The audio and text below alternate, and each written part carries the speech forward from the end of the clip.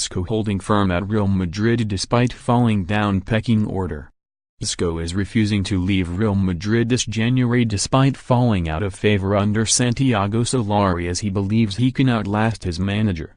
The Spain international was an unused substitute against Real Betis on Sunday as Solari decided to turn to younger players as his side searched for a late winner.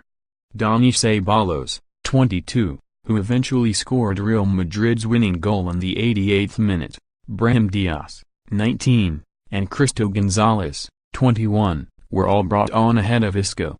The signs were not great right from the start on Sunday as Real Madrid prepared to face Betis.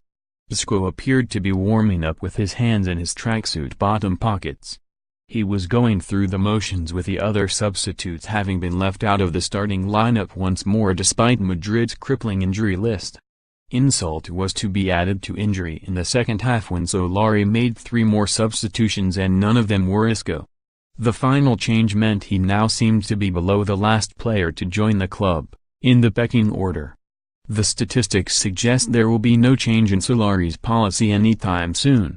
Real Madrid have won 100% of games without him in the side, 6 out of 6 when Isco has not played a single minute.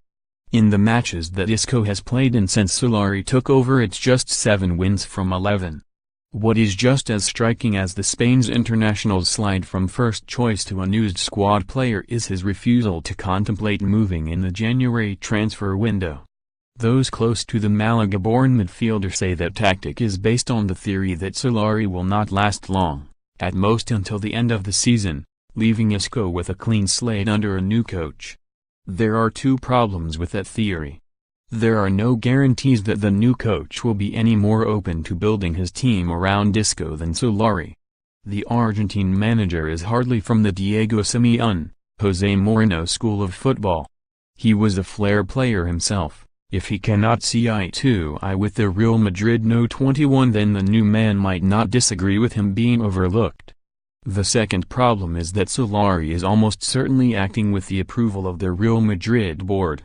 For all that, as director Emilio Butragueño insists, Solari's decisions are all his own. The young coach is aware of the political line the club would rather he take.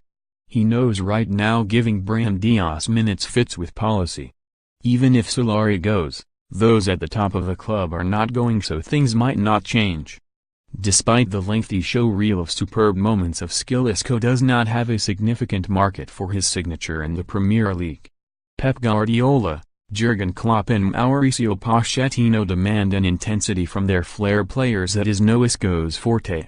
Manchester United and Chelsea don't need that type of player currently, and although Arsenal have looked at Denis Suarez, not dissimilar to Isco, Emery is the coach who allowed Isco to leave Valencia.